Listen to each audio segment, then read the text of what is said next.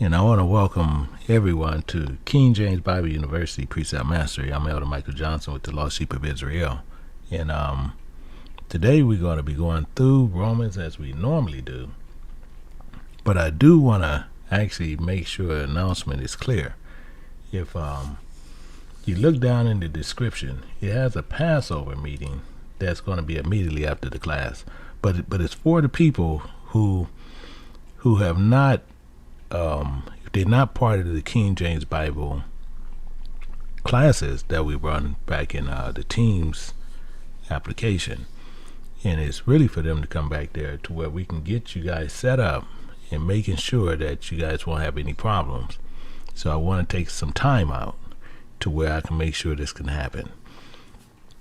And the second part is, if you have not signed up for that, I'm asking you right up front because I don't want any misunderstandings or anyone being upset later based on the statements I even made yesterday.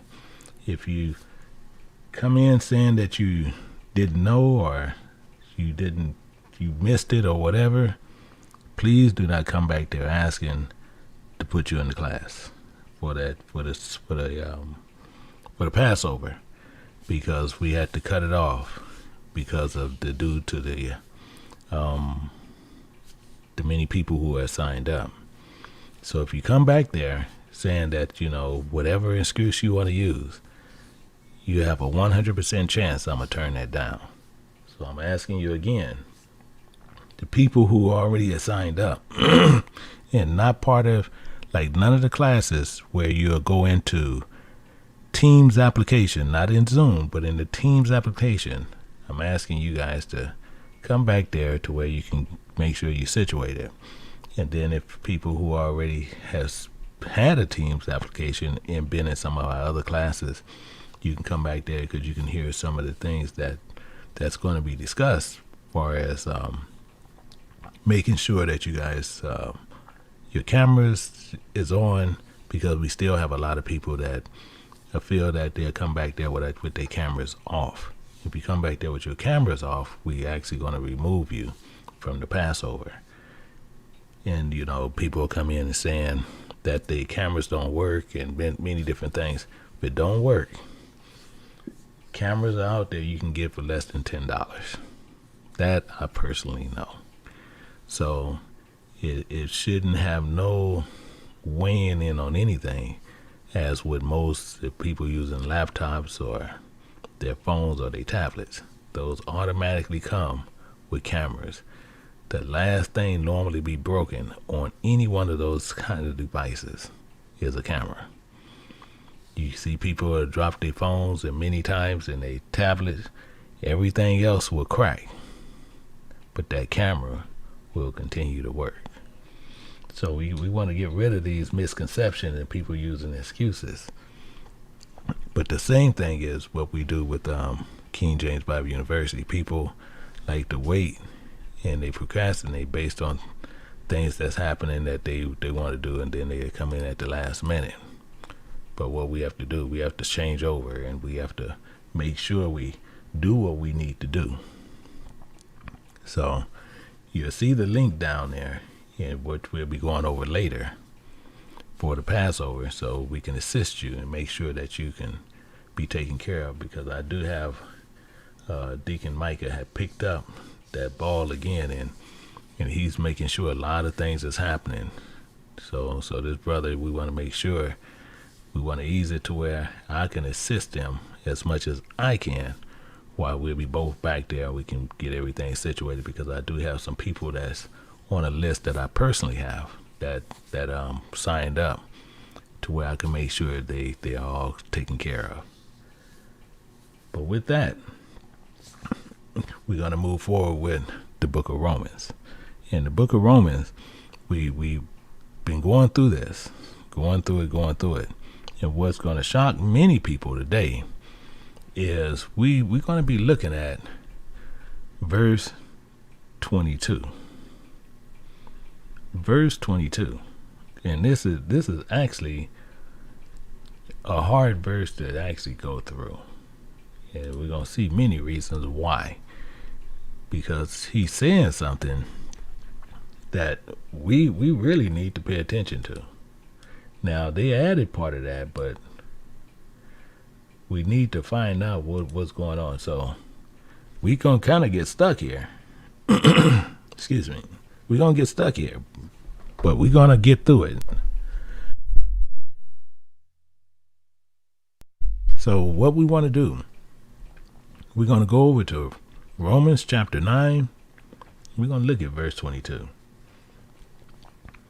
And we want to look at this, but we have a lot of us. You come over, we'll look at the channels and do a lot of things, and once you get your message, most people walk away day. That is not being godly. That is not being holy. That is not being anything of God. That's just like going to a Laker game, seeing the game, it was good, you walk away and going on about your business. The Bible do not work that way. And I'm going to ask for everyone to do this, but when we do this, you have to make sure many people will go into churches, these buildings, hear the message, go out, and then they'll tell you that message was I wish you was there, this and that, because he put on a show. That's what most times what happen. They'll put a show on for you to where you now think it was so good and there was nothing for you to take away to help you in life. It was just good. And the Bible don't work that way. The Bible is giving you a message. That message is giving you a warning. That warning, and you have these same men that tell you, this is the good news. All you got to do is do this, and this is the good news. No. You have to stop the madness. This is a warning from God. His words came to you, leaped out of heaven, and came to you, and presented itself in a book to where it always looks at you on a daily basis if you have a book. It's right there in front of you. And Paul is using some analogies, but Paul wants you to think about what's going on. The same as I'm going to attempt to do today. To think back, to really think back about life. Paul going to tell you that. Same thing I had the brother Watson, he commented yesterday on my teaching. And he said he liked when I talk about my pawpaw. And I'm going to tell you, that touched me a great deal, because pawpaw have so much influence on me in my upbringing. It's unreal. I had the story before we go into it. The story was, my brother, we was all the same way. When I purchased my first house, I believe I was about 21, 22 years old. And the first thing I had to get, he had a King's lawnmower. And they had the new rotary ones that, the turn around that you see everybody have. But this was a front cut King's mower. I had to make sure. I didn't care less. And that mower would cost more at the time, even though it was an older model, because I couldn't get a new one because I didn't see them out there. So you had to buy and purchase them used. And my whole thing was, this is all I knew that my pawpaw used. That's all I know he used. We used to be out there, me and my brother be out there helping him cut the grass, do everything. And when I got grown, the first thing that I had to do, me and my brother, he took me. We went around, we found some used lawnmower shops, and I found that mower. And I purchased that more because everything that he did, I tried to mimic him without knowing mimicking him. Everything he did, I leased out to do because he has so much influence on me. And this is the thing that Paul is trying to get you to think about. What we see and what we watch grow up, how much influence people have on us. So we grow up watching something and we try to see what and how much influence people have on us. Paul is talking about this. And I want to show you this, but this is not the one I want you to look at and see here today and use that, and then you walk away excuse me, today, and you walk away today and you just, oh, that was good. And you go, no, don't do that. I want you to think about what I'm going to show you today, because Paul is getting serious here. Has he been serious the entire time? But he going to make you, and he wants you to think about something. And he says this. He says, what if God, what if Yahweh, just what if? And many people have a what if moment. But even with the what is not there, even if it says if God, so that's why he put what there. So what if God, willing to show his wrath? And right here we know it's saying willing to show wrath. What if God is willing to show you his wrath? We got to think about two things. One, who is God? That's one. And once we think about that, the God that we know that is in the Bible created all things. Which brings me to the second part. If he created all things, including us, and he get upset and he want a wrath, do you know the damage he can do? I want you to think about that. So Paul wants you to think about. If he created all things, he can destroy all things. Same God. And he said this, and he connected some stuff to it. He said, to make his power known. My thing is, I don't want to know that part. And we should think the same way. We don't want to know none of that part. We don't need to know that whatsoever. I know I don't. You might do, but I don't.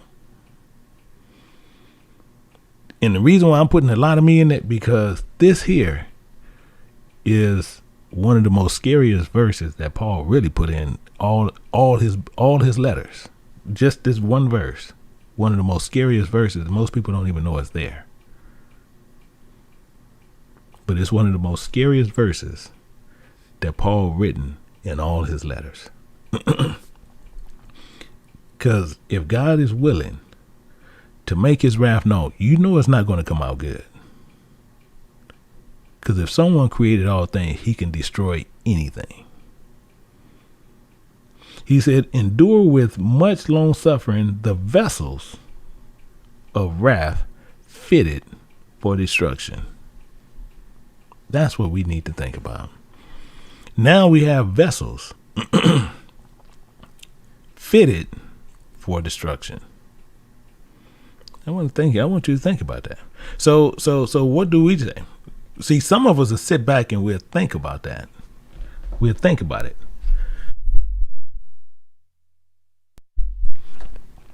And one of the things we'll think about is this. We'll say, well, what about a bunch of spoons and forks? No. No, man made those. What about if God wrath on all these cars? No, God didn't make that. What about these buildings? No. You get that off your head. He didn't do those. So we need to find out these vessels fitted. That's the worst part. Fitted. Mean you perfectly shaped up, designed for destruction.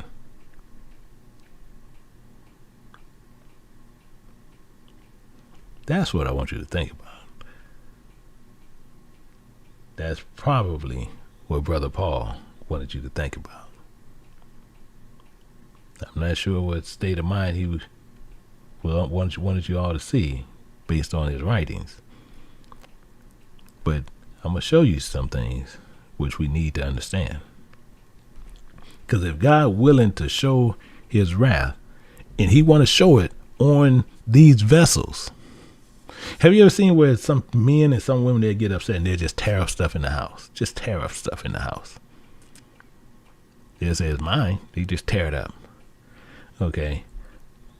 He's saying, what if God decided to do that? And he got vessels fitted for it. But those vessels is talking about people. So we is perfectly shaped, I'm talking about created for destruction, is what Paul's saying. Let me show you something here. We're going to go over here to Genesis chapter 19. And I'm going to show you something. We're going to pick it up at verse 4. Let's go to 19 and we're going to look at verse 4. And we sit there and see here. It says, before they laid down, the men of the city, even the men of Sodom, compassed the house around. Both old and young, all the people from every quarter. And what happened here, if you go back and read 19, and you start at 1, you'll see where these two messengers came into Sodom and Gomorrah to get with Lot to pull him out and to pull out their family. And once they got in there, the men of the city seen him. They seen the men go into Lot's house. So they compassed around about his house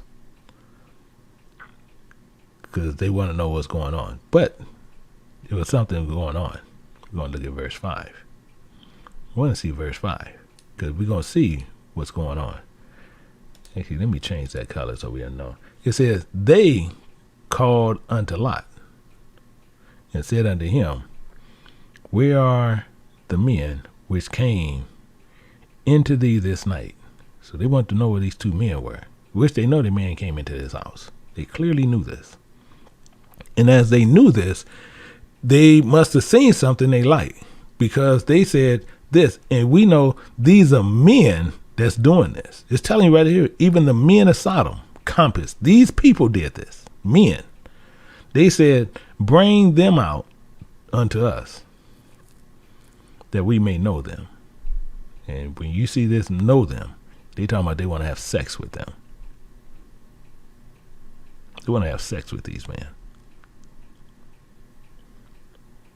Now, we know when we look at stuff, I'm going to show you where we're going to look at this. We're going to go into Leviticus. We're going to go to Leviticus, and we're going to go to 18. We know this is in the law. 18, and we're going to pull it over to verse 22. And we'll sit there and see that. It says, thou shalt not lie with mankind as with womankind. It is abomination. It is abomination. It's most hated of God. Most hated of God. But these men saying they want to know him. They want to know these men. They want to know the men and know what's going on.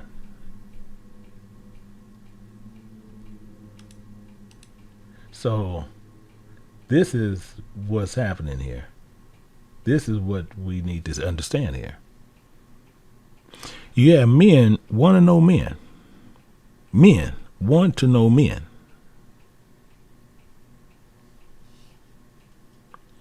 As what you have women want to know women. So it's still saying, what is God willing to show his wrath, to make his power known? And you even have here where you look over here, we're gonna go back in history a little bit, because we got to go back in Romans chapter 1. Romans chapter 1, where we first started out at. We pick it up at verse 26. It says, "For this cause God gave them up to their own vile affections. For even their women did change their natural use," the natural use, "unto that which is against nature." The natural use. But we have people where you still, no matter what, you're gonna support. In no matter what, you sit there, well, I was born this way. You have people who hardcore promote this lifestyle. I don't care how we look at this. And Paul is still making this known, because this is the part we're going to find out. He's saying, what if God willing to make his wrath known? He's going to show you his wrath. The part that we have is, and this is why there's no apologies in God. Because he's showing you before he even do it. So we already know this before this even happens. We see it in the writings. We see it in his word. But then we continually, and we'll just move forward on it. So when he wrath, and he said, and he showed it, why do we have a problem? We knew it was there. Women leaving their own natural use. Women with women. Women with animals. And as I told people before, I even told it in the back where people get upset. But if you a woman or a man and your animal, your dog, your cat, whatever you want to call what you have, if it's laying in the bed with you, just laying in the bed, not you even doing what you think sex, that bed, it's just laying in the bed with you, where you rubbing on it and you replacing a human being, that's included. That is included. Kissing a dog like it's a person. I'm not saying you're doing kissing a dog. I want you to think about that. Kissing a dog as if it is a person. Hugging on a dog. It is a person. See, people get uncomfortable about that. People don't like those things. But people do these things. Because even if you see these things, when we go back and look at Leviticus, it gets into animals. Right after 22, it goes into animals. Actually, I'm gonna tell you what. Let me go there, and I'm gonna come back here. I'm gonna go there and come back here. So it won't be no mistaking on anything. So we're gonna go back to 1822. So it says this. Now watch it. It says, "Neither shalt thou lie with any beast to defile thyself therewith. Neither shall any woman stand before a beast to lie down thereof. It is confusion." Now, this is the catch. See, some people say, well, I don't try to have sex with you. Okay, no, that's fine. You see that confusion? The same thing. You have some people who have a dog, even cats, but you have a dog. If he's used to lying down with you in the bed, and this is purely you not doing anything with the dog, but you lying in the bed with the dog. Now you get a boyfriend, you get married, and he go lay down in the bed. Don't ever think that dog don't have an issue, because that's why that dog gonna come and either try to come between you two, or he's gonna growl at that man, because he gonna have an issue why that man is in his bed.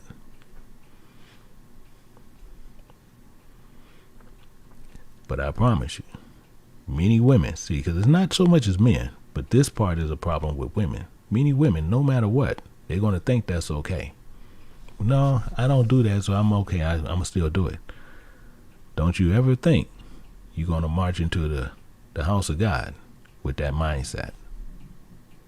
It's a blunt statement, because he's telling you that's confusion. A dog is a dog. If you want a dog, do you walk around to protect the house and rub on his head every now and then while he's sitting there looking at a movie? Yeah, that's all fine, well and good. But when you sitting there, that dog, you hugged up with that dog as you will be hugged up with a man. That's confusion. Because now that dog gonna be, and some dogs become protectors of that. And I even know men where they sit there and say every time they try to cuddle up with their wife, this dog act a fool.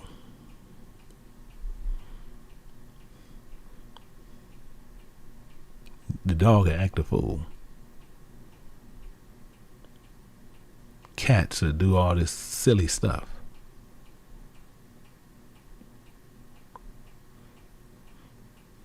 So this is the big problem. And then you have men with men, women with women. It's all confusion, but you came into your own ways and your own way of life that you done put in your own mind and you believe in. This is our problem.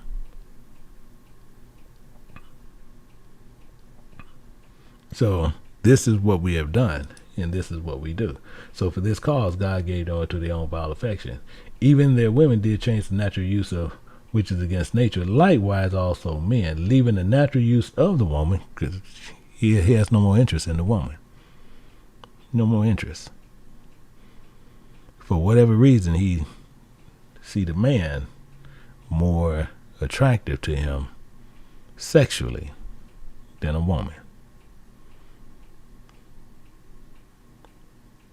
More attractive. And then you have people who hold on to that. Same thing, women that sit there and say those are they make their best friends. So that's just like you saying Satan is your homeboy. So you can say you can flip it however you want to. You say, well, no, they not like that. They don't ask for any. They just like my best friend. Yeah, that's just like Satan is your homeboy. See, you can't commune with God and say that this homosexual is your best friend. Sin is your friend, is what you're saying. I don't care how we look at it. But sin now is your best friend. This is the issue we have. And I know many women who sit there and say homosexuals make the best friends. Saying the same thing. Sin makes the best friends.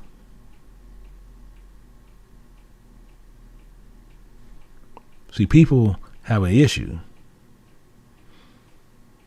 when you talk real truth of Scripture. That's why it's always in the way the Most High set it up. Don't you take money from people to teach my word. because it'll blind the wise. So the only part that people can do here, they can comment, which if it's something stupid, it get deleted anyway, or they can put a dislike, which I can care less.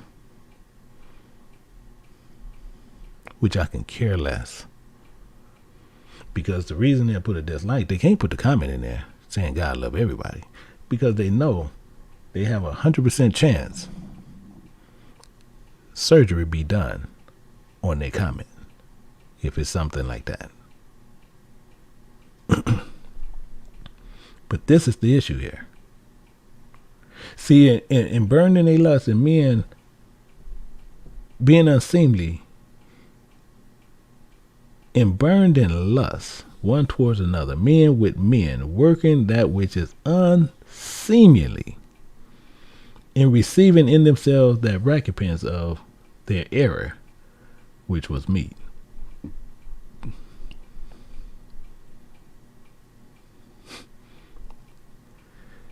In all this, I'm saying we're going to come together. And Paul is saying all this, all this that he did, and he's wrapping all this up. And he's just asking this one question right here.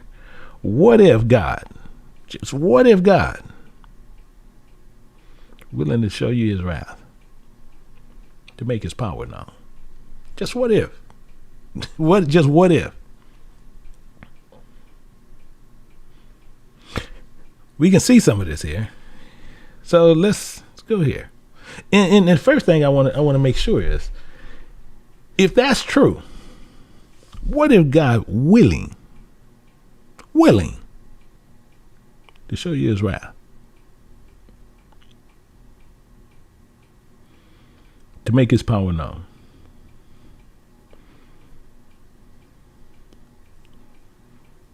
What will you do when you know you're going against God? That's the question you should think about. And I'm gonna ask a question, and I don't do it all the time, but I'm gonna ask a question. And I want you to comment in the comment section, in the chat area. I want you to comment. And I'm gonna ask a simple question, and it's a yes or no. Don't start putting out some long draw. That's a yes or no question. But people like to sit there, let me put something extra on it. Don't put nothing on it. Just yes or no. Period. And the question is this: do you believe the entire Bible? That's yes or no. And just put it in the comment section. I just want to know what you think. Because if God's willing to show you his wrath, I just want to know if he showed it to you ahead of time. We want to see what goes on. So I'm going to give it about 30, 40 seconds. And I just want to see what people think. People who believe in the entire Bible. Do you believe the Bible in its whole, or do you not? And right now we just got a flurry of yes. Just a flurry of yes. Just yes, yes, yes. Just flurrying with yes. Just a flurry. And I want to share some things with the yes. See, the ones that saying yes, they saying clearly, it's no contradictions in the Bible. See, this is what you're holding to. It's no contradictions in the Bible. And they sitting there saying the same thing is they not holding to, where they say the Bible is telling you everything.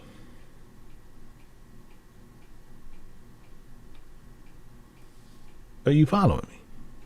So we know that's true. And I'm talking everybody, yes is raining, just coming down. So now you believe clearly the entire Bible is true. I stand on that same position 100%. If I see something that I don't understand in the Bible, I don't sit there and say the Bible got an error. I put that on me automatically because I sit there and I say, something's in this Bible I don't understand. And I need to get the understanding. Because if the Bible's wrong, now I'm casting judgment on God. This is what people do. Soon as they say this Bible has an error, we say God messed up based on our understanding. So Paul is saying this. What if God willing to show you his wrath? So I'm going to show you one, because I'm going to see what's going to happen here. Now, we just seen where these men said they want to know him. And God gave them up to their vile affections. I just want you to think about that. But we're going to go down a little bit more. We're going to look at some end results. We're going to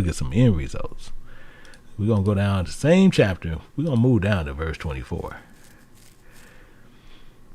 And it tells you right here.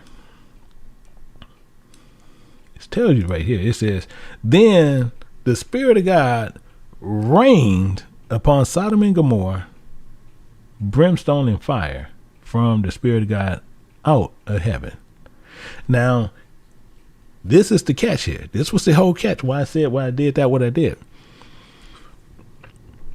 If you believe the entire Bible, you know this is an actual story. That's the catch. Now, we know as these people were still in sin, they even seen when these men came into his house, they wanted to know him. They wanted to have sexual encounters with these men. And to show you how much they were still caught up in lust, the Most High rained fire and brimstone from heaven. Nowhere in the world I need to be seeing no brimstone coming out of heaven. Don't need to see it. Because that means you can't hide nowhere.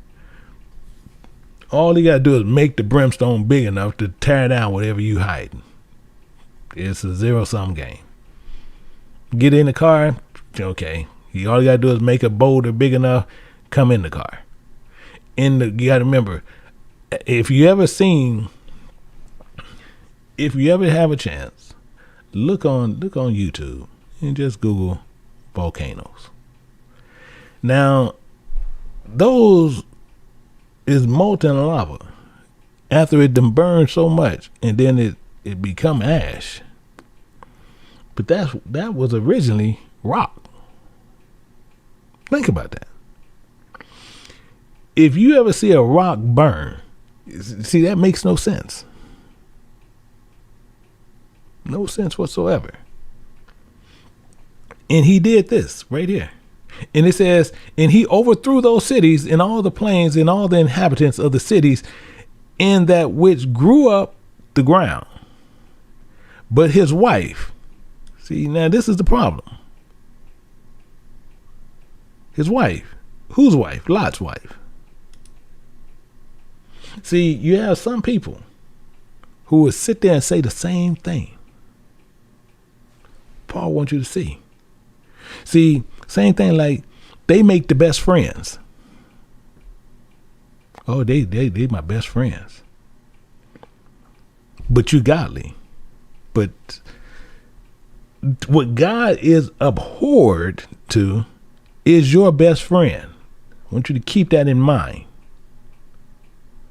What God abhorred is your best friend. And then you want to say you friends with God.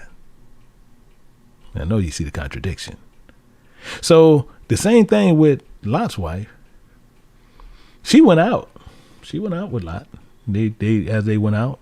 But it was one problem. See, because all I said, read that chapter. You'll see what happened. They was running out. And what happened, Lot's wife, and as it says, when you go look at Uncle Idris, he's telling you the same thing. You know, on both sides.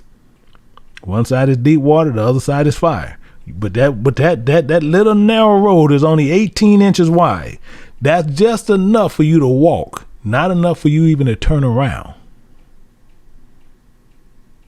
not enough to turn around. But she remembered, just like a dog returning to his vomit. And she looked back.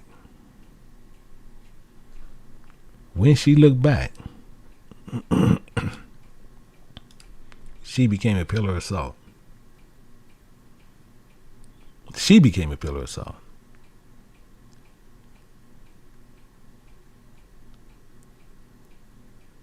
And after all this hell that happened, all this wrath, he's showing you on Sodom and Gomorrah. He's showing you this. You see it in Scripture.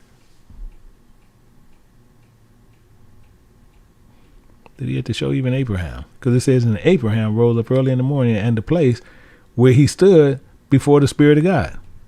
Because he showed it. The Spirit of God, the only one seen this, man-wise, was Abraham. Man-wise was Abraham. Anybody else seen it was involved in the brimstone. But the one who looked at it and seen it was Abraham. And you see, and he looked towards Sodom and Gomorrah and towards all the land of the plain and beheld, and lo, the smoke of the country went up as a smoke of a furnace. So you know some hardcore heat pumping in this city. Hardcore heat. But again, it goes back to this question here. If God is willing to show you his wrath, and we can see it. We can see it.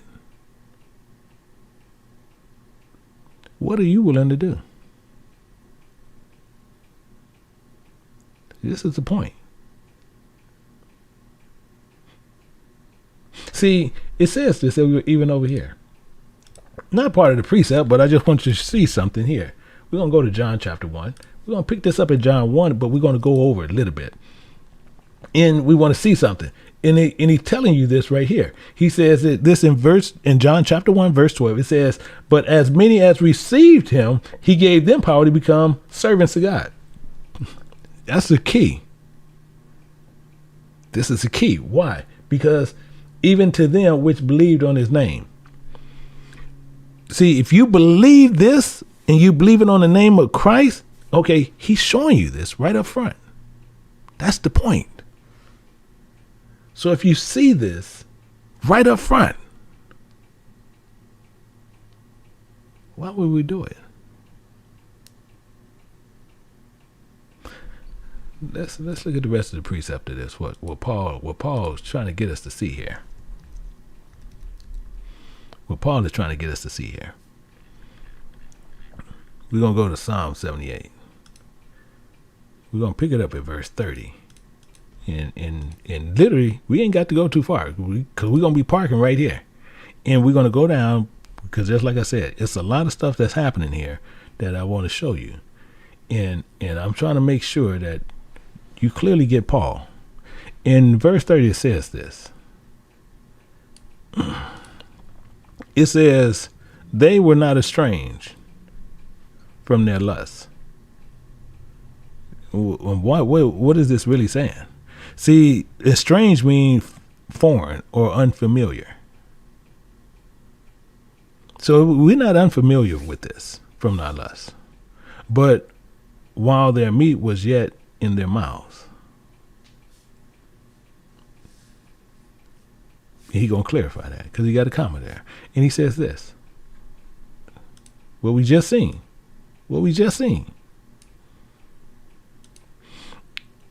The wrath of God came down upon them. You want to make it known? I just showed it to you. So the same thing is now we're all set in the same position. We're the same people in the same bucket in the same body right now. Why? Because all of us believe all the Bible. So now we can't get around it. So we seen an exhibit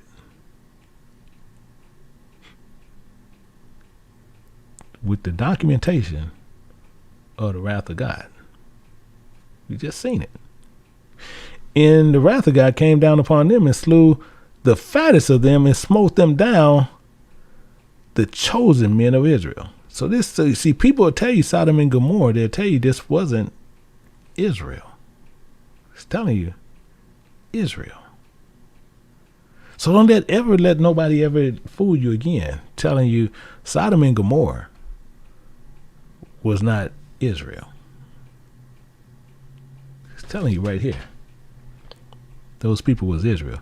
And it's saying even the chosen men. That means when you're talking about the younger men, it took them down.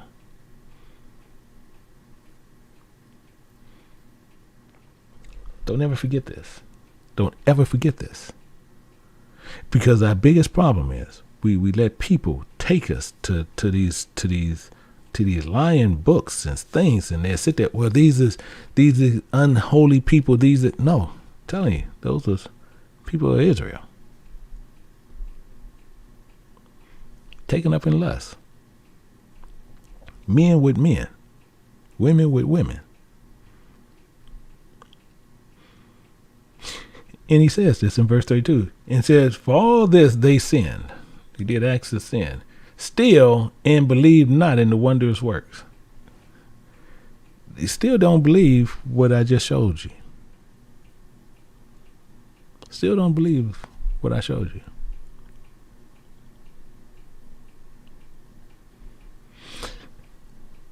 God was willing to show you that one example. He was willing to show you this one. And this is why I say, when we walk away from here today, I hope and I pray, and I truly hope and pray, that you meditate on what you see here today. Meditate on what you hear today.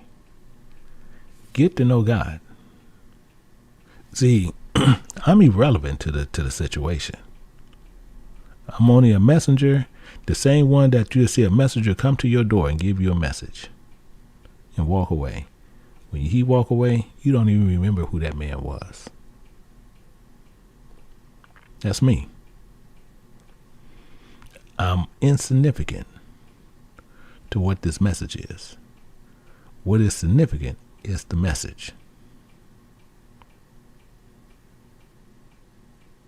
That's the point. And when you look at this here, it says right here, it says, for that reason, their days did he consume in vanity. When you look at flesh and you get the chance, again, I want you to go look at yourself in the mirror. Just stare at your mirror. You don't have to be naked. Just stare at yourself in the mirror. Just look at yourself. Take about 2-5 minutes. Just look at yourself. Don't do anything. Don't sit there. Ooh, I look good. No, just look in the mirror. Just look in the mirror. Look at yourself. And many of you guys going to look at yourself, and I want you to, while you're looking at yourself, many people can image and picture themselves when they was a child. I want you to look at yourself and see that. And when that child grew up, you see what you see before you. That's letting you know that stage you're at, it has an end. Just like a flower. A flower, you'll see a flower grow, bloom, fade away. That's the same thing with flesh. No difference. And don't get consumed in that vanity, because it was fitted for destruction. Our flesh is fitted for destruction. That's why it's going to leave. If it wasn't fitted for destruction, when we get blowed up, burned up, and everything else, we'll walk away from it. But it says in their years in trouble. But he gets more. It says when he slew them, then they sought him. Do this sound like a repeat? It's the same thing, like people can't stand God. People hate God. And I'm going to show you. People say, I don't say that, but I'm going to show you how they do that. See, you have a lot of people who is against the real truth of God. And they'll separate themselves from you. But as soon as they get in the smallest bit of trouble, you'll be the first one they call asking you for prayers. Pray to God. Why? Because you sought him. And it says, and they returned and inquired early after God. As soon as you get in trouble, the first thing we do is seek God. The first thing we do. But we only sought him once we got in trouble.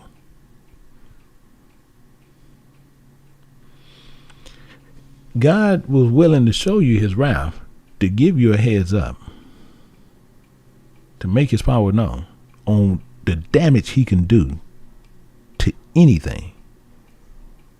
And we went on about whatever we wanted to do. So as we did that, you see here where the issue is. We know what's going on here. So if he was willing to do that, and then we chose not to do anything, but then when your number come up, all of a sudden you saw God. Watch this though. I want to show you something. I'm going to show you how shady we'll do. Watch this. I want to show you this because people going to say, oh, see, this is, but I want you to see this. It says, and they remembered that God was their rock. Now you remember God was your rock. And the high God, their redeemer. That's interesting, isn't it? As soon as our butt get in trouble, all of a sudden we remember who our rock is. We remember who our redeemer is.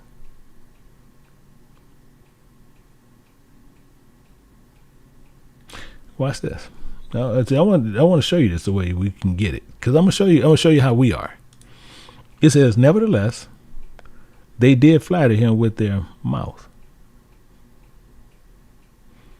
Yeah, I know I don't have to keep going and show you that. We'll do all these things with our mouths, but our hearts is on the other side. Same thing as I just told you about. We'll sit right there, and got a lot of people sitting there talking about this is okay to do it. God's okay with this. We have to love everybody. But we are flattering with our mouths, and they lied unto him in their tongues. Just lying to God all the way through. These are the things we do. But when they come up front, and the same thing is, don't think God don't know this. He's telling you the entire time. I don't look upon the countenance of a man. I look upon the heart. This is what I'm gonna look at.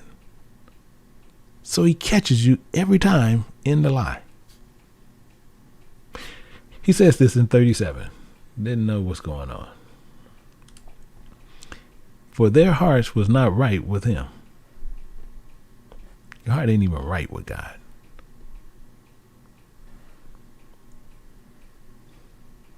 You don't think this ain't a problem? Neither were they steadfast in his covenant. Why? We lie. Okay, well, God, you want that? Okay, yeah. Yeah. Everything you said we'll do. Yeah, okay, thank you. Okay, bye, God. Okay, let me go do what I got to do. Okay, bye. This is what we do. But to show you the power of God, I'm going to show you to where he's going to see it. He's going to show it to you. Watch how he lays this down in verse 38. Right in Psalms, how he lays it down. He says, but being full of compassion.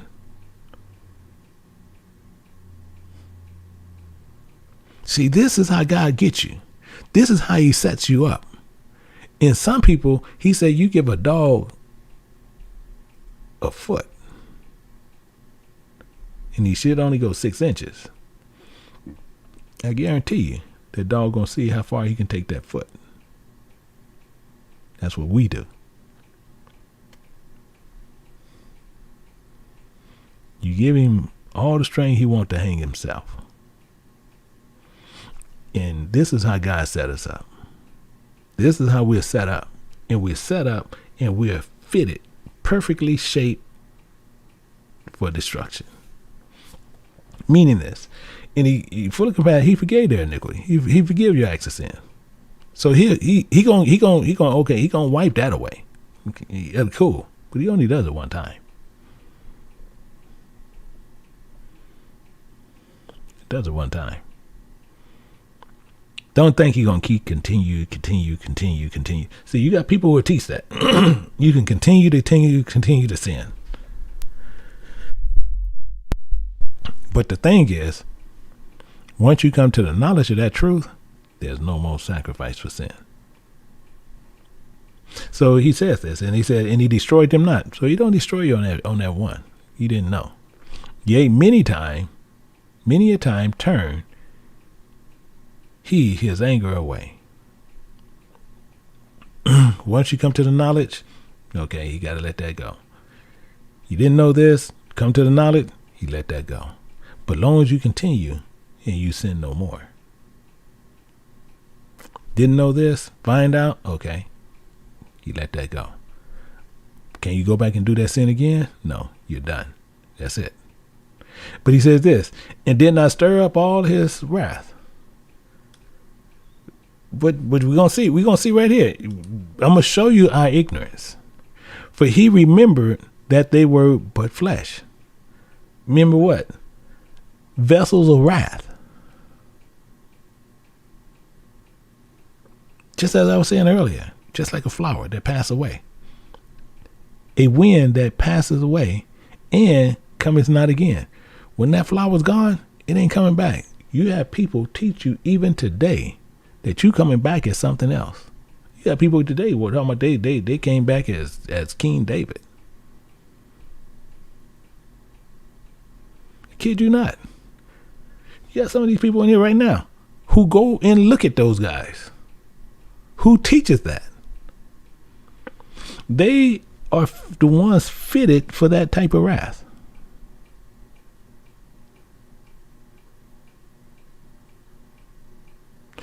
How oft did they, we're going to look at this.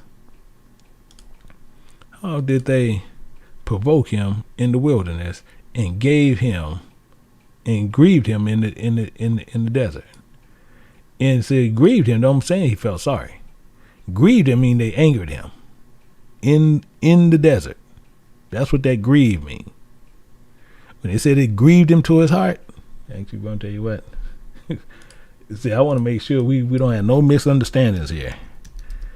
So it's easier to show it to you better than I can tell it to you. I'm going to let him use his words and watch what happens. So watch what happens here. It says this in verse 5. And God saw the wickedness of man was great in the earth, and every imagination and thought of his heart was only evil continually. This is clear. Evil continually. But you got to remember, God created all things. So don't ever think you can make him feel saddened based on something. Watch this. And it reminded the Lord, because that would repent mean, it reminded the Spirit of God that he had made man upon earth, and it angered him. That grieved. See, grieved right there. He didn't feel sorry, but they'll tell you he felt sorry. You have people who tell you he felt sorry. That's stupidity. That angered him to his heart. Because if he felt sorry, you'll see in verse 7, that won't be a true statement. If it angered him, watch what happens. And the Spirit of God said, what? I will destroy man, whom I have created from the face of the earth, both man, beasts, and creeping things, and fowls of the air, for it reminded me that I had made them. That's what he said. So, if he felt sorry, he wouldn't be doing this. If he felt sorry, he wouldn't do this. But it angered him. This is the problem that we have where people like to use these concordances, these Septuagints, and these just hairized Bibles. Because it's telling you directly what it's saying. And he said this. He said this in verse 41. Said this in verse 41. He says, yea, they turn back and tempt God. Why in the world we going to tempt who created all things? And limit the Holy One of Israel. acting like he only can do this one thing. This is what we do. See, we can't sit there and say what we don't do, because we do it. God showed you his power in Sodom and Gomorrah. His wrath. When he get hot, what he can do. But let's look at this a little bit deeper. And it says, they remember not his hand. His hand mean, see this hand, don't let hand fool you. Hand mean power. Because that's where his power lies. So it just says in the Bible, hand, but it's telling you power. Meaning what? We didn't remember his power. We didn't remember that. We don't remember what he did in Sodom. We done forgot all about that in Sodom. Sodom, we can't remember what he did. So it says, nor the day when he delivered them from the enemy, which they're going to get into. He's going to go right into it. It's the complete thought right there. That's why I got a full stop right there, that period. So let's see how this still works out. It says this. It says how he had wrought his signs of Egypt and his wonders in the field of Zodan. Really? Really? Yeah. Watch how he carefully, craftily put this. This is David writings. Watch how he craftily put this. And while Paul is trying to show you what's going on, we just looking in the mind of what's happening. And it goes on here. It says, and he turned their rivers into blood. That don't make no common sense. I'm going to tell you how much common sense that don't make on what people do. You have people sit there and they try to find these science and saying, oh, when you look at this, and they try to find, see, this would happen. See, this is what happened. It is some type of flower that did this, and then all this happened, and that happened. It says, in their floods, and they could not drink. Not only physically, spiritually they couldn't do it. I want you to think about that. He said even more. He sent divers sorts of flies among them. All kinds of different flies, which devoured them, and frogs which destroyed them. It's the wrath of God. Showing you his power. He has control over everything. Everything. And this is the same one. He said, if he's willing to show you his wrath, all this he been saying, everything, all same thing. It says, have not the power, the potter power over the clay, of the same lump make one vessel, in honor to another unto dishonor?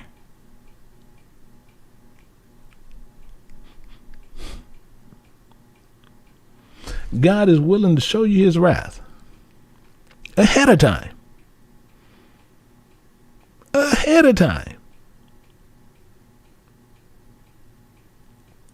And we get in trouble. We still do it. We still do it.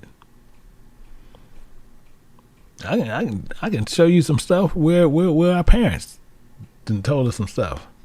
Don't do it because I'm going to do this. Sometimes we can even see little Joey get the whooping. And we'll still do it. And then we'll still do it. And then we get the whooping. Verse 26 tells you this. He gave also their increase unto the caterpillar, and their labor unto locusts. That you need to completely understand. That's a teaching within itself. Just to give you a little snippet of what's going on here. he gives their increase to the caterpillar. See, you got caterpillars. You got some caterpillars, because when that caterpillar is on that leaf, that caterpillar is supposed to only eat from that one tree until it goes into its cocoon. But you got some will sit there and they're gonna feed on many different ones. And when they go into their cocoon, they don't open up. This is clear. But it tells you right up front what's going on. And it says, he destroyed their vines with hail and their sycamore trees with frost. Who? God. He's letting his wrath know. He's letting you know his power. Letting you know his power. He gave up their cattle also to hail and their flocks to hot thunderbolts. See, I don't need to be caught up in the middle of that. I don't need to be caught up nowhere in this.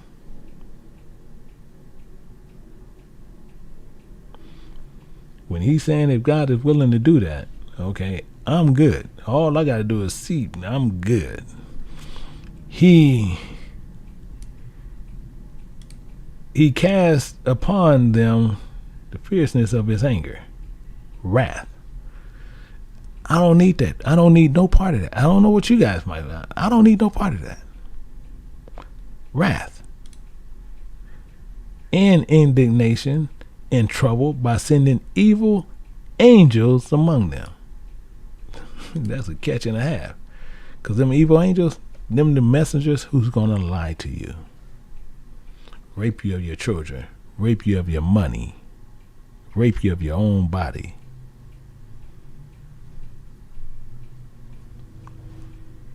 Just went through that. He said, I'm gonna put an evil spirit in a lying spirit in all those prophets. And they teach you lies. He's gonna put a lying spirit in them. A lying spirit. Think about that.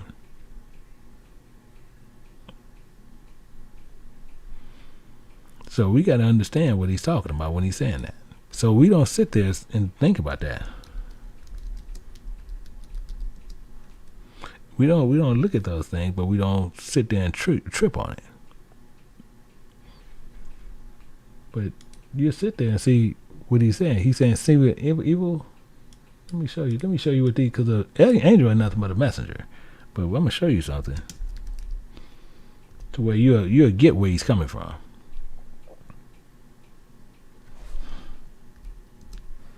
Well, it's sit there. First King, why it ain't doing it?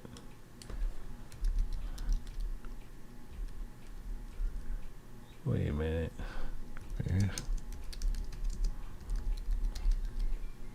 Let's see. Oh, dang it, the whole thing went out. 1 second. 1 second. We having a little bit of a trouble.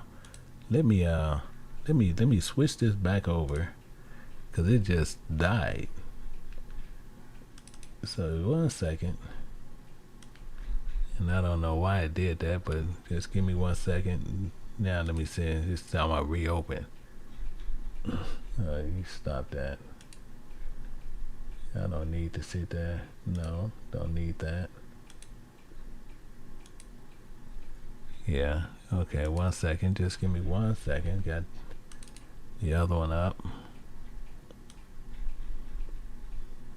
Because I don't know why it did that, but 1 second. And I got one more.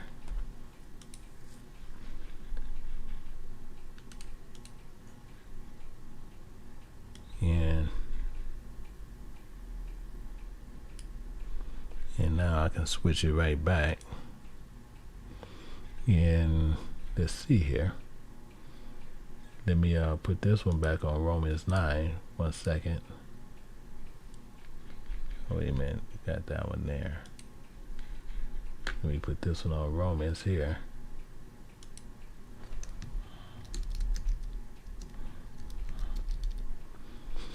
And we'll pull this one down.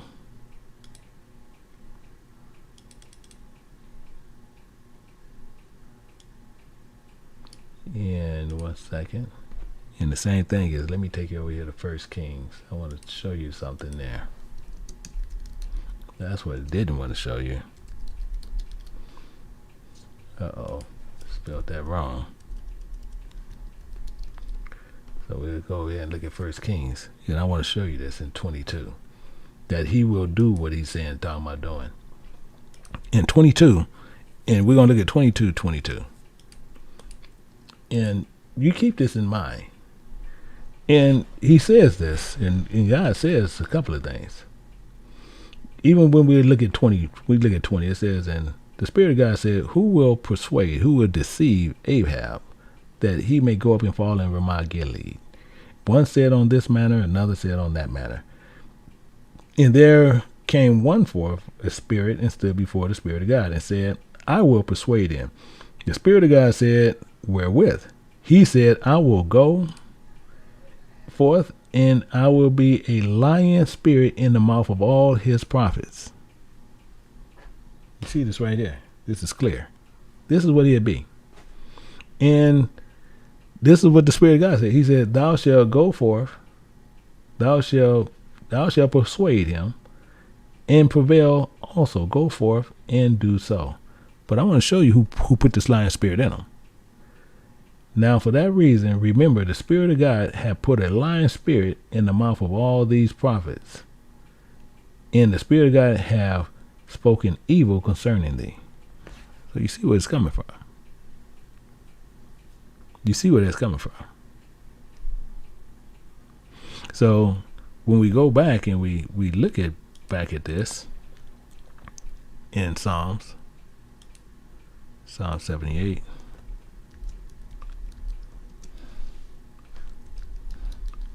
So when we look at this,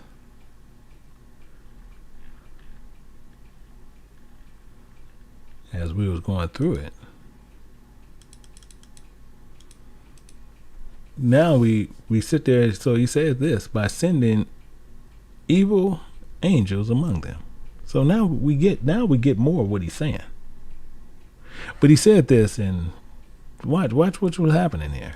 It says, he anger, he spared not their soul from death.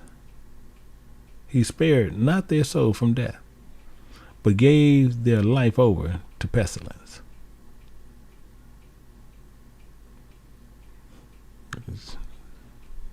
But he ain't even done yet. He smote all the firstborn of Egypt, the chief of their strength, in the tabernacles of Ham. So they're letting you know clearly who those children was that was ruling Egypt at the time. He's telling you that was the tabernacles of Ham. Those are the children of Ham. So that's why when you see all these false movies coming up and they want to show you Egypt and they show you everything of Japhet,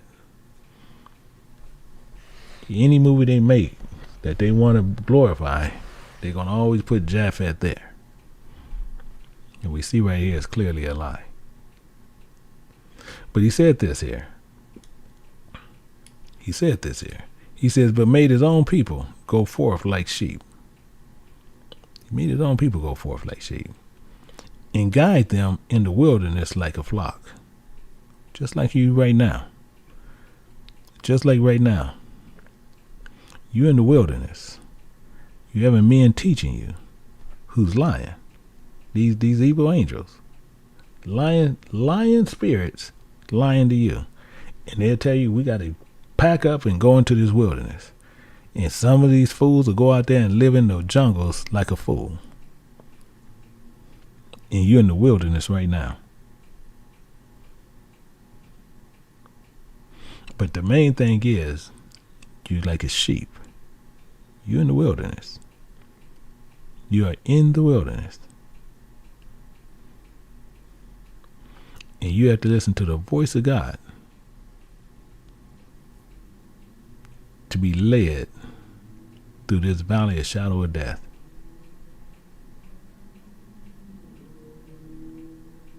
If you follow flesh, you're going to die, because he is going to die if you follow in flesh. So you have many people sit there saying, this man is my shepherd. I promise you that man is going to die. So once he died, you see what your end result is. He died, you died. But when you have people who can sit there and tell you, you still need to look at Christ. He don't die. We just work for him. But as we work for him, we just do his work. Keep pointing you to him. Keep making sure you hold on to him.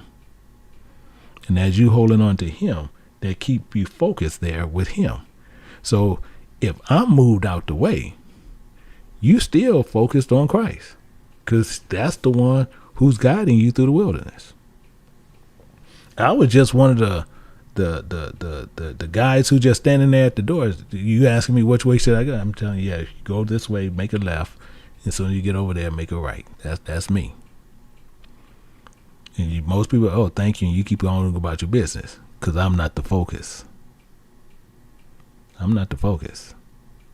But you have some men saying, no, I'm going to take you to the promised land. I'm going to get you there. Now we got a problem, because when that person goes away, now you ain't at the promised land yet. You still here. So now how you going to get there? What, you going to go to the graveyard and ask him? He's dead. That's the point. That's the point. And he says this here. And he led them safely. He led them on safely so that they feared not. But the sea overwhelmed their enemies. The sea overwhelmed the enemies.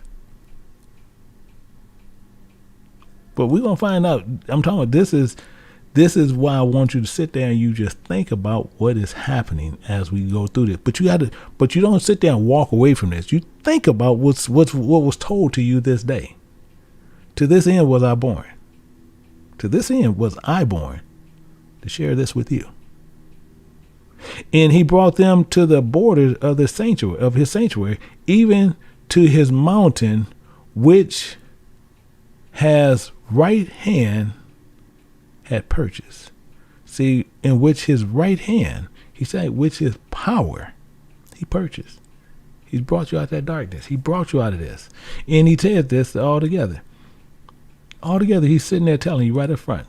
He cast out the heathen also before them and divided them inheritance by line and made the tribe of Israel to dwell in their tents. That's deep. But a lot of us still going to have that problem. But watch this. Watch this, because he's starting to get a little bit more deep into it. He says, yet they tempted and provoked the Most High. You see how it looked like we're going to do good, but you see how we flip right back? It looked like we're going to do good and we flip right back.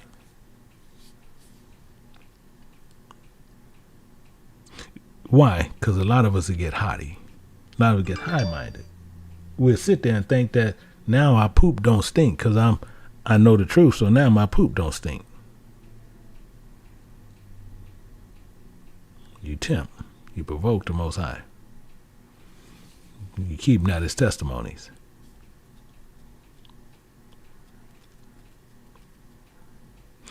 These are things that we do. And this is the thing that's really bad. And he says, but turned back and dealt unfaithfully like their fathers. Did the same thing. We'll sit there, oh, we got the truth. We got the truth. Y'all can't get it. Y'all can't get it. We got it. Y'all can't get it. That nah. No.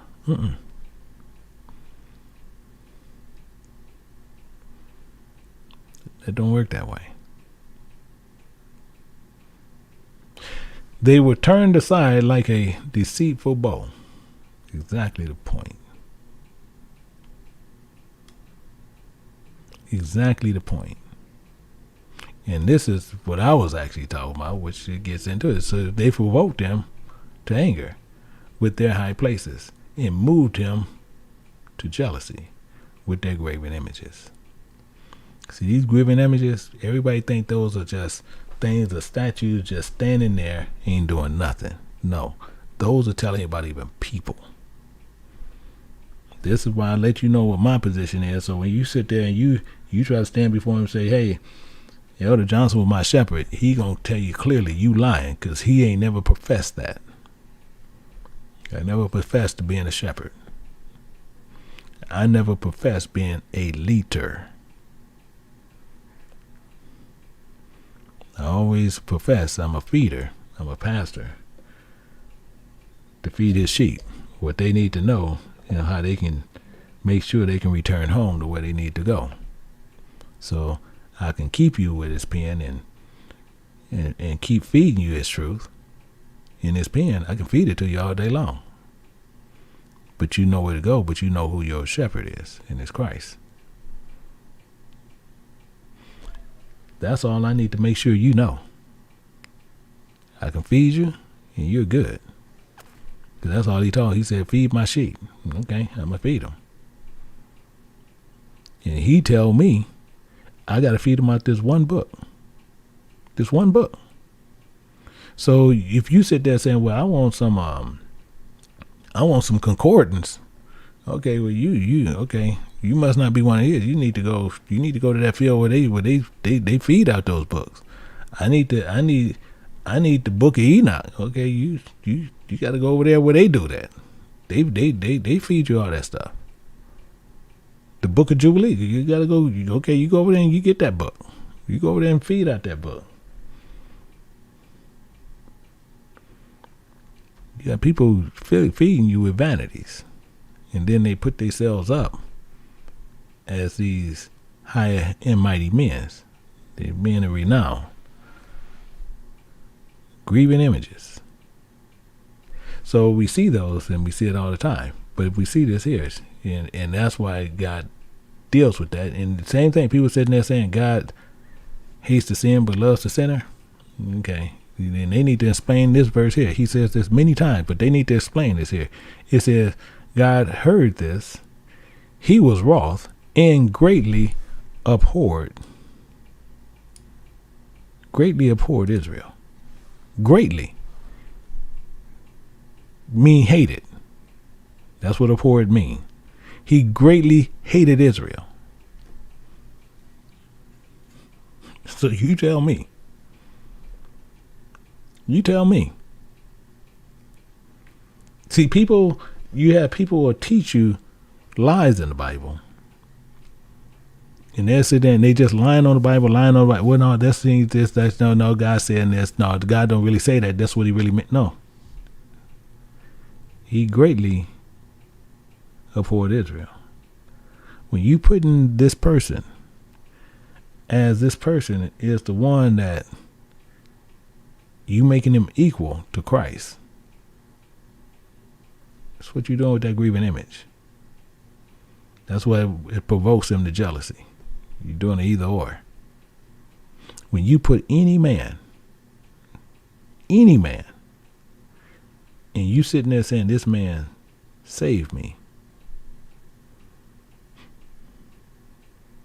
See, if you sitting there saying, well, this man led me to Christ, yeah, that's fine, well and good. This man is teaching me about the one I serve. You're good. When you start sitting there saying, this man is Christ. This man is my shepherd. See, you might not say that, but that's what you're saying when you say, this man is my shepherd. That's what you're saying. When you're saying Christ, he's the anointed one. That's what you are physically saying out your mouth. This man is the anointed man for me to lead me to God. So you might well go listen to Oprah, because she said there are many paths to God. You need to go in that line and go over to that pasture, because that pasture is not here. I only know one God. And he gave me a job to do, and all I do is that job. And he said this, and he makes sure what they went on here. Where the men again lied again about this verse. They lied about what it's saying in this verse, because they lied about a word in there. But he says, so that he forsook the tabernacle of Shiloh. Are you understanding what this is saying? I'm going to tear this down. Even though I didn't tear something, but I'm going to tear this down because I need you to understand clearly what this says. They forsook the tabernacle of Shiloh. I'm going to show you two places. Two places. Now you write them down because I'm going to put them in. I'm going to put this in there, but I'm not going to put it in the precept because it does not really need to be there. But I want to show you this. And why he's saying that. We're going to go over here. We're going to go to 1 Corinthians chapter 3. And we're going to see something. And that's 3:16. It says, for know ye not that ye are the temple of God, and the Spirit of God dwelleth in you. Did you know that? Did you know that? The reason I'm showing you that is for a reason. Because it's saying that we forsook the tabernacle of Shiloh. But the problem is this, and this is where you always remember where it's coming from and what we need to know. What we need to know. And why we need to figure out what's going on with Shiloh is. Because it's saying we forsook the tabernacle of Shiloh. But they're looking in other books and find out other things and try to find out what Shiloh actually says. And find out Shiloh, they tell us something else. But Shiloh is telling you who right it is. That's all Shiloh means. I'm going to show you that just to make sure we clearly get this, what it's saying. So we can clearly understand what it's saying. So to see that is here. We're going to go to a couple of places. I want to show you something. Ezekiel. We're going to look at Ezekiel. We're going to go to 21 and 27. And I want to show you this. And show you, and I guarantee you, it's going to start popping up later because you got camps and everybody else like to come over here sometime and they'll glean from over here, then they want to go over there and act like they've been talking about that all the time, which isn't true. But it says this, it says, I will overturn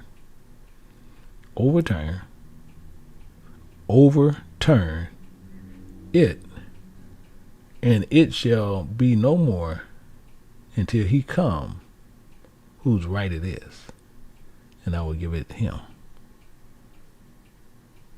But he's telling you exactly what he's saying.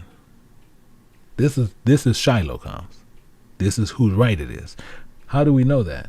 Actually, I'm going to do this and I'm going to go back over here because I want to put them all three up side by side. So we're going to put them all up side by side to where we'll know. We'll know. We're going to go to Genesis chapter 49 in verse 10. And he's saying the same identical thing. It says, the scepter should not depart from Judah. who actually is the one telling you the scepter is in the rod, the one who's actually going to be beaten and showing you who it is and who's going to be that sheep. It should not depart from Judah. It didn't. You see, Yahushua was from the tribe of Judah, and he went through what he had to go through. And it says, nor a lawgiver from between his feet. But it's telling you right here, until Shiloh come, whose right it is. That's all it's saying. Until whose right it is, come. That's all it's saying. So it's saying what we did, we have the right for what's going on. Because it's telling you this here. I'm just showing you a few places here to where we can get this. So we have to remember what's going on. We're going to look at this in Hebrews. I want to show you this the way we sit there and see it. In Hebrews chapter 10, verse 4, it says, for it is not possible for the blood of bulls and of goats to take away sin. Why? Because that's not the tent of Christ. That's an animal. But if you want that right, he's telling you, wherefore, when he cometh into the world, he says, sacrifice, offering, I would not, but a body. He's talking that tabernacle, whose right it is, come. Whose right it is, come. And he says this, and that's why it says in verse 9, then said he, lo, I come to do thy will, God. He take away the first, using these animal sacrifice, all this stupid stuff, and establish the second. That's why he did this. That's who right it is. See, and that's why you see when he gets in here, and you get in Romans, go right back in Romans now, because Paul was just wrapping all this up. That's why we actually kind of wrap, but why Paul was wrapping all this up in a nice little bow. He said this, why he's saying this. See, we forsook the tabernacle because not as though the word of God is taken non effect. For they are not all Israel, which are of Israel. Why? Because a lot of us forsook this tent. Why? Because they doing the things according to the flesh. And that's why it says that is, they which are the children of the flesh, these are not the children of God. Because we forsook the tabernacle, which is our bodies. So when Shiloh come, your body is polluted. What Paul's showing you. So if your body is polluted, why in the world, if it's polluted with a lot of nonsense, why you think you're going in? Same thing, we go right back. We go right back. And you look at the same things, and people sit there saying, well, he said a lot of stuff. But the same thing it goes back to. You have a lot of people who still going to hold on to their favorite friends. And they sitting there saying that they're a friend of God.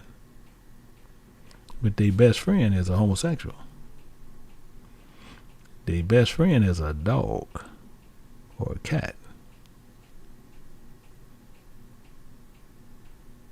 You're going to experience that wrath. That you're going to experience. Because no matter what, you're going to judgment in your own head, and you're going to push that forward, and you're going to push that forward, and you're going to make it a truth in your own mind. That's what you're going to do. So it says that. So we look at this here. We go in verse 61.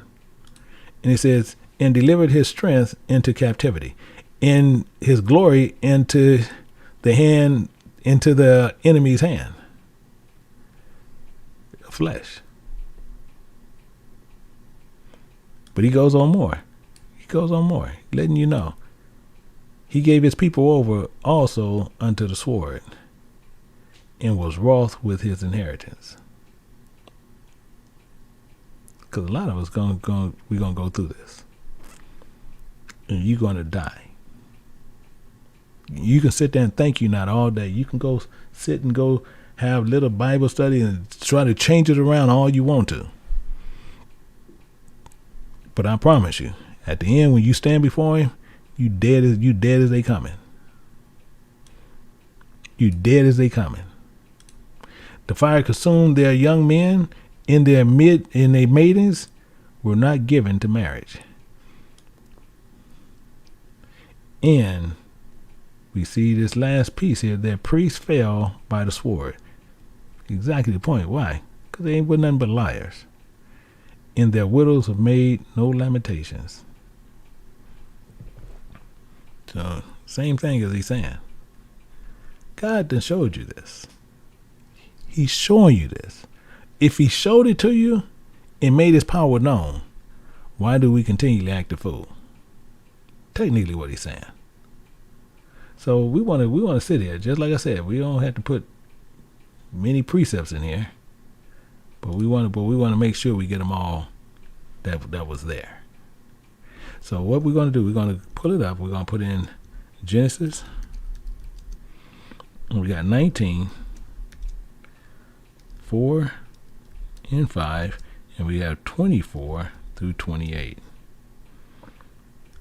We have Leviticus 18, 22. We have Romans 1, 26 through 29. We have Psalms 78, 30 through 64. Yeah. We have 1 Corinthians. We have 3 and 16. See, these we have to put in there. And now we're going to look at something. I want to put this here, and we want to put with Shiloh. We're going to know what that means.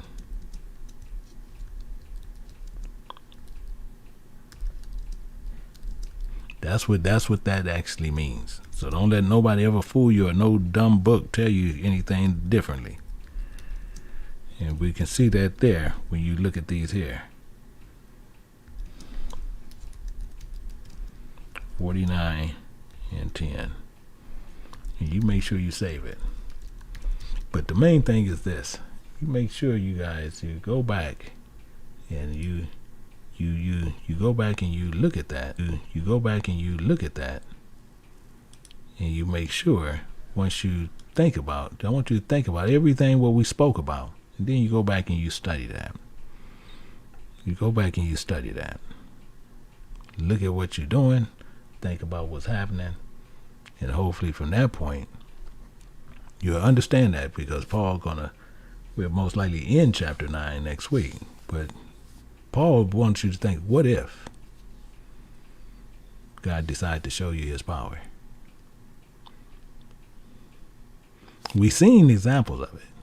But what if he decided to show it to us right up front? Now we got a problem. So with that, we're going to end it. But just as I said, many people who is already signed up for the Passover, you can see the link in the bottom where you can come over. But if you already talking about you trying to sign up today, that's already passed. So, but the people who already are signed up as of yesterday, there's a link in there to where we're going to help try to make sure everybody get linked in to where we can take care of everything from that point. So we can get everything straightened out and make sure, because we have to move the venue from where it is. We want to put that venue over there under Teams so we can take care of a lot of other things. So with that, I say to each and every person, and then tomorrow we're going to be picking up with the kids, because the kids have the Kids King James Bible University. We have that going, and making sure that we can go through and make sure that they can understand everything that's happening.